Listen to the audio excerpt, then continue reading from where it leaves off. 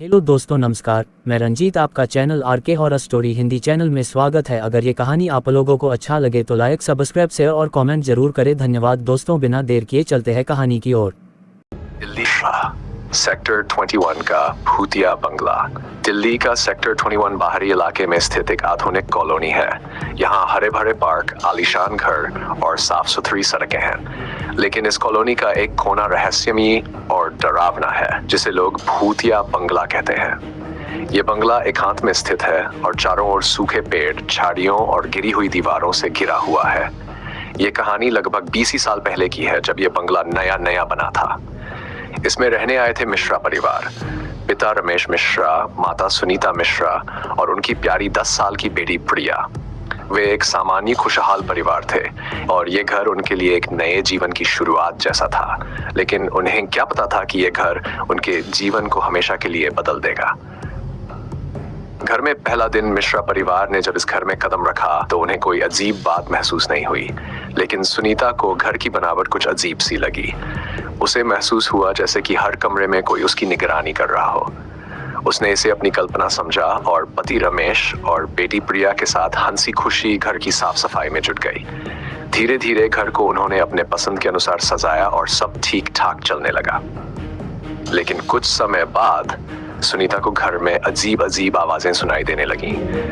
रात को जब सब सो रहे होते तो उसे ऐसा महसूस होता जैसे किसी ने उसे छुआ हो। शुरुआत में उसने इसे अपना भ्रम समझा, परंतु ये घटनाएं बार बार होने लगीं।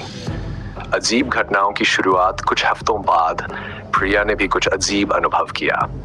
एक रात जब प्रिया अपने कमरे में अकेली सो रही थी, उसे ऐसा महसूस हुआ जैसे कमरे में कोई और भी है। उसने इधर उधर देखा लेकिन कुछ नहीं दिखा। अगले दिन उसने अपनी माँ से इसका जिक्र किया, लेकिन माँ ने इसे उसकी कल्पना समझा और उसे नजरअंदाज कर दिया। परंतु इसके बाद प्रिया को अपने कमरे में अक्सर किसी की परछाई देखने को मिलती थी। कई बार उसने खिड़की के बाहर किसी को देखा जो धीरे धीरे उसकी ओर इशारा कर रहा होता था। जब उसने दोबारा माँ को बताया तो सुनीता ने उसे डांटकर चुप करा दिया। लेकिन धीरे धीरे प्रिया के अनुभव और डरावने होते गए। भयानक आवाजें और परछाइयां। मिश्रा परिवार ने धीरे धीरे महसूस किया कि घर में रात को अजीब आवाजें आने लगी हैं। कभी दरवाजों के बंद होने की आवाज आती तो कभी किसी के कदमों की आहट सुनाई देती। रमेश ने इन बातों पर ज्यादा ध्यान नहीं दिया, लेकिन सुनीता और प्रिया का डर बढ़ता जा रहा था। एक रात प्रिया अपने कमरे में पढ़ाई कर रही थी, तभी उसने खिड़की के पास किसी को खड़ा देखा।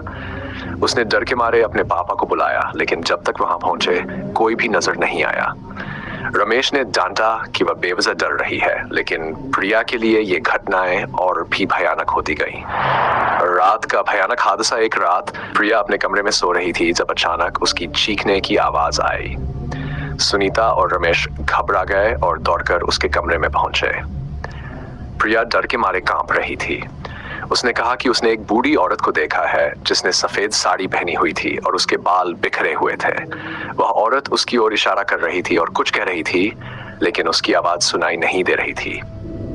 इस घटना के बाद प्रिया की हालत खराब हो गई और उसने अकेले सोना बंद कर दिया। रहस्यमयी धुंध समय बीतता गया और मिश्रा परिवार इस घर में रहने के बावजूद अब यहाँ चैन से नहीं रह पा रहा था। एक दिन सुनीता ने देखा कि प्रिया के कमरे में एक अजीब सी धुंध है। ये धुंध धीरे धीरे प्रिया की तरह दिखने वाली परछाई का रूप लेने लगी। जब सुनीता ने उसे देखा तो वह डर के मारे चिल्लाने लगी। रमेश ने इस घटना को समझने की कोशिश की, लेकिन किसी नतीजे पर नहीं पहुंच सके। इन घटनाओं के बाद परिवार का जीना दूभर हो गया था और उन्होंने घर छोड़ने का मन बना लिया। प्रिया का गायब हो जाना। एक रात मिश्रा परिवार के जीवन का सबसे बड़ा हादसा हुआ। प्रिया अचानक गायब हो गई। रात को सोते समय वह अपने कमरे में थी, लेकिन सुबह जब सुनीता उसे जगाने गई तो वह वहां नहीं थी। उन्होंने उसे हर जगह ढूंढा, लेकिन प्रिया का कहीं भी पता नहीं चला। उन्होंने पुलिस को सूचना दी, लेकिन पुलिस भी उसे ढूंढने में नाकाम रही। इस घटना ने मिश्रा परिवार को तोड़कर रख दिया। घर छोड़ने का निर्णय प्रिया के गायब होने के बाद रमेश और सुनीता टूट चुके थे। उन्होंने इस घर को छोड़ने का निर्णय लिया, लेकिन तभी एक और रहस्यमयी घटना हुई। एक दिन जब सुनीता घर की सफाई कर रही थी तो उसे अचानक से प्रिया की हंसी सुनाई दी। वह दौड़कर उस दिशा में गई, लेकिन वहां कोई नहीं था। रमेश ने भी यह आवाज सुनी और दोनों ने तुरंत घर से बाहर निकलने का निर्णय किया। भूतिया बंगले का रहस्य। मिश्रा परिवार के इस घर को छोड़ने के बाद इस घर में और कोई भी रहने की हिम्मत नहीं जुटा पाया। यह घर वीरान हो गया और आसपास के लोगों ने इसे भूत बंगला का नाम दे दिया। कुछ सालों बाद इस घर में रहने आए एक किराएदार ने बताया कि उसे रात को एक लड़की की चीखें सुनाई दी। कुछ ने दावा किया कि उन्होंने घर की खिड़कियों में एक छोटी बच्ची की परछाई देखी। वर्तमान में भूतिया बंगला आज भी उस घर में जाने की किसी की हिम्मत नहीं होती। स्थानीय लोग कहते हैं कि वह छोटी बच्ची आज भी वहां भटक रही है। कई लोगों ने रात के समय वहां से गुजरते हुए अजीब आवाजें और परछाइयां देखने का दावा किया है। लोग मानते हैं कि प्रिया की आत्मा भी वहां कैद है और उससे शांति नहीं मिल पाई है। इस प्रकार यह कहानी सेक्टर 251 के उस भूतिया बंगले की है जहां मिश्रा परिवार की मासूम बच्ची प्रिया आज भी भटकती है। लोग इस घर के पास से गुजरते वक्त भी डरते हैं क्योंकि उन्हें ऐसा महसूस होता है जैसे कोई अदृश्य शक्ति उन्हें देख रही है।